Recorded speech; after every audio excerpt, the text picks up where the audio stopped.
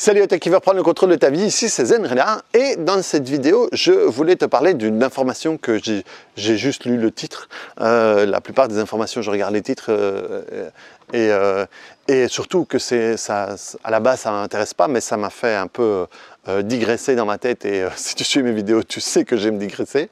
Je dégraisse pas assez mais je digresse beaucoup. Et donc cette information c'est le Ken français s'est suicidé.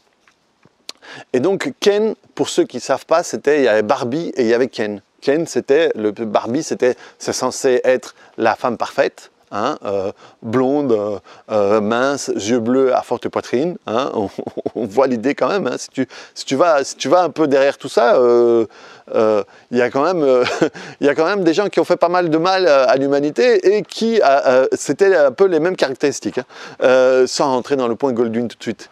Et elle avait un mec qui s'appelait Ken. Et Ken, c'était l'homme parfait, avec la coupe, on aurait dit un casque de Playmobil, bien bâti, mince, brun, je crois qu'il avait les yeux clairs aussi. Et malheureusement, il y a des gens qui vont dépenser des fortunes pour leur ressembler. Et avoir plein d'opérations, et des fois il y a des couples comme ça qui se forment de Barbie et Ken, et c'est dramatique, et on a tendance à se moquer d'eux, hein, mais derrière ça, c'est dramatique ce qui se passe. Et ici, apparemment, je sais absolument pas qui c'était, mais apparemment il y a un Français qui avait fait aussi tout un tas d'opérations et qui s'est suicidé. Et qu'est-ce que je veux t'expliquer par là? Je t'ai expliqué dans une vidéo il n'y a pas longtemps, qu'il y a aussi des gens qui dépensent des fortunes en essayant de ressembler à un mannequin ou une mannequin qu'ils ont vu dans des magazines. Et les mannequins ont expliqué en long et en large, et il y a des vidéos qui montrent des personnes qui le font, où ils prennent la photo du mannequin, et tu vois avant, et tu vois tout le travail sur Photoshop, et tu vois après. Et les gens essaient de devenir pas comme le mannequin, mais comme l'image photoshopée du mannequin. Et là, une poupée, quoi de plus inhumain, dans le sens, c'est pas un humain. Et donc, le truc, c'est que ça veut dire que cette personne-là a passé une bonne partie de sa vie à essayer d'être quelqu'un d'autre. Et pourquoi est-ce qu'il avait fait ça? Enfin, il a essayé d'être quelqu'un d'autre, et au bout du compte, il s'est ôté la vie parce que faut se rendre compte que le suicide, c'est aussi, j'ai jamais fait de vidéo là-dessus, je pourrais en faire une, mais il y a aussi énormément de jugements sur les suicides. Le nombre de gens qui traitent les gens de fiottes ou de lâches parce qu'ils se suicident, essaye de t'entailler les mains, essaye de te faire mal déjà, que ce soit un petit peu mal. Tu vas voir que ce n'est pas facile du tout. Et donc, arriver au point de te suicider, c'est qu'il faut être dans un état quand même bien avancé pour parvenir à faire. Donc, moi, je ne suis pas de ceux qui... Je pense qu'il faut quand même... Je pense qu'il faut même un peu de courage. Il faut même beaucoup de courage pour se suicider. Parce qu'honnêtement, moi, je ne me sentirais pas capable de me taillader les veines. Et de quitter ma vie, de quitter tout ça. Parce que j'ai une vie. Ces gens-là sont dans un état second où finalement, c'est peut-être moins douloureux pour eux de partir que de rester. Donc du coup, il y a une motivation qui est différente, mais il faut quand même oser le faire. Soit. Donc ce type fait tout ce processus et à la fin, il saute la vie. Donc on va expliquer un petit peu ce processus. Pour qu'il commence à avoir envie de ressembler à Ken, avoir envie de ressembler à quelqu'un, ça présuppose quoi, hein? Tu sais, je parle souvent de présuppositions, je remettrai la vidéo là-dessus. Ça présuppose quoi? Ça présuppose qu'il ne se sent pas bien dans son image à lui. C'est ça. Parce que si tu te sens bien dans ton image à toi, tu ne vas pas essayer de ressembler à quelqu'un d'autre. Donc, il décide de se transformer ou essayer de se transformer en un Ken parce qu'il a une douleur à l'intérieur, parce que ça lui fait mal. Et donc ça lui fait tellement mal qu'il essaye de se transformer. Il fait cette transformation et quand il arrive en bout de course, finalement, cette transformation n'a pas satisfait ça n'a pas adouci, ça n'a pas apaisé sa douleur, voilà. Et donc, à un tel point que tout d'un coup, il se reprend tout dans la gueule et il décide de se suicider. Et c'est exactement la même chose que ces gens qui essaient de ressembler au mannequin photoshopé. Mais il y a un truc que je veux que tu comprennes, c'est que là, c'est des cas extrêmes. C'est des cas extrêmes. Néanmoins, ce processus-là, il y a une énorme partie de la société, du monde, qui fait ce même processus. Même s'il le fait de manière plus légère. Mais le processus est le même. Le processus est le même dans le sens où on va pas aimer ce qu'on est, on va pas aimer ce qu'on produit, et donc on va essayer de ressembler à quelqu'un d'autre.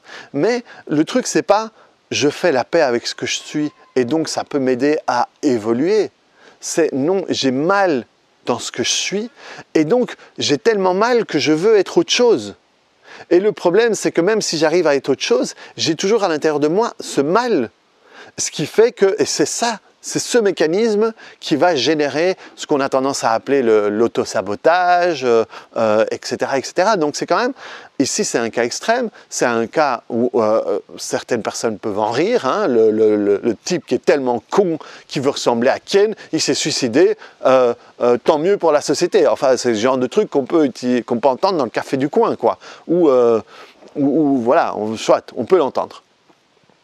Et donc, sauf que c'est un processus dans une moindre dimension qu'on peut tous faire à un moment ou à un autre. Et on peut comprendre qu'on ne se sente pas bien avec ce qu'on est. Mais le meilleur moyen d'évoluer et ne plus revenir en arrière, c'est de pouvoir faire la paix avec cette partie de nous qu'on ne veut pas. Et si tu fais la paix avec cette partie que tu ne veux pas, ça, déjà, tu vas changer. Que tu le veuilles ou non, déjà, tu vas évoluer. Et c'est ça le truc, c'est que quand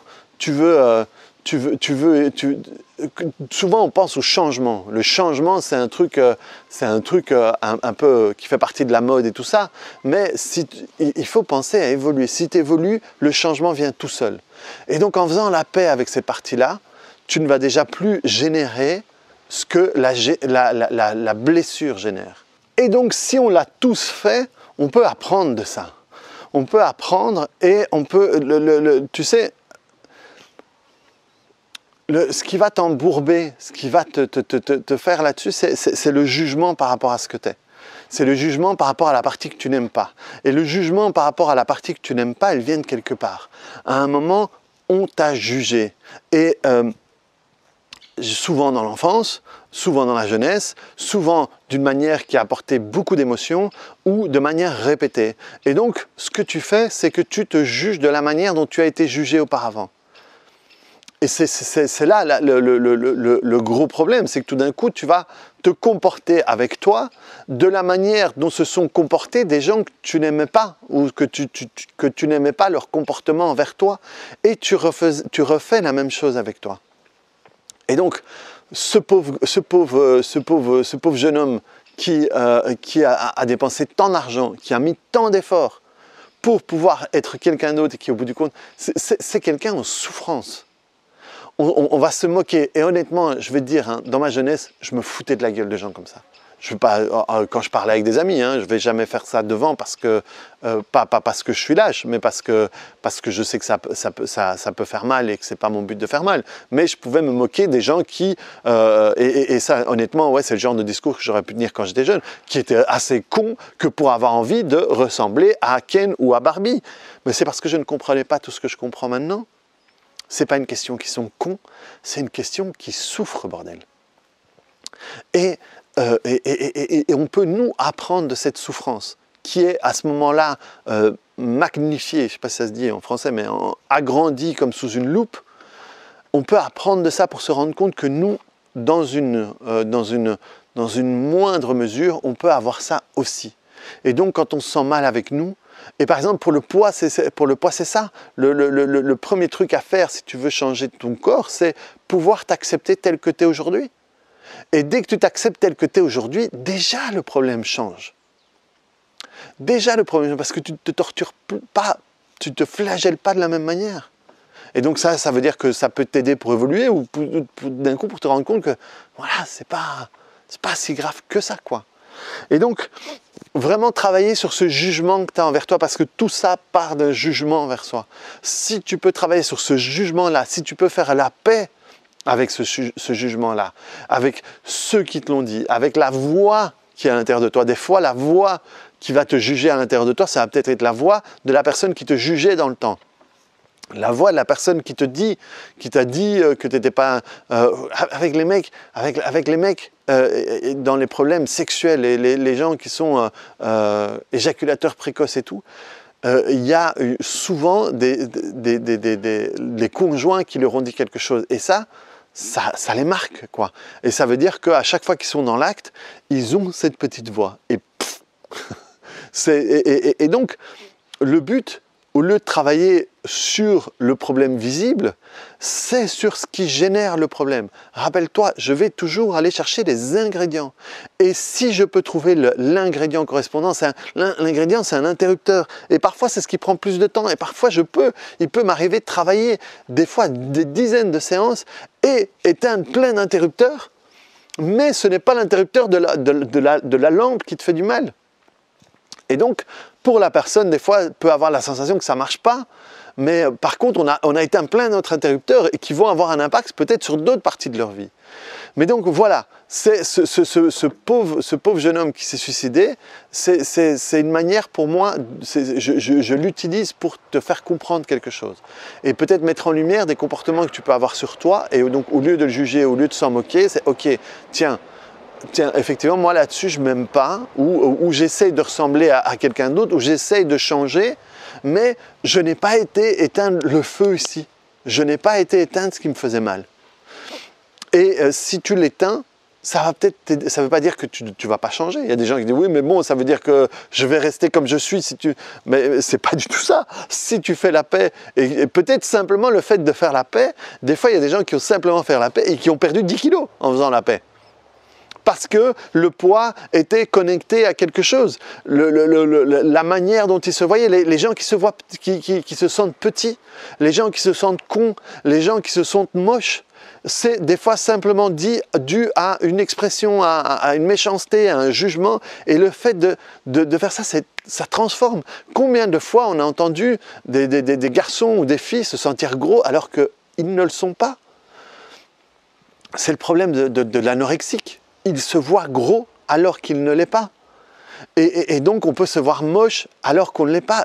Voilà, j'ai eu à travailler sur des filles qui étaient mais c'était, franchement, objectivement, pas par rapport à mon goût, mais objectivement, des jolies jeunes filles.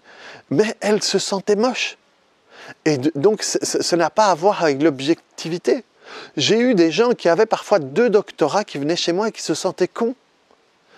De la même manière que, sans doute, si on avait pu aider ce jeune homme et travailler sur lui, on aurait trouvé ça à l'intérieur de lui.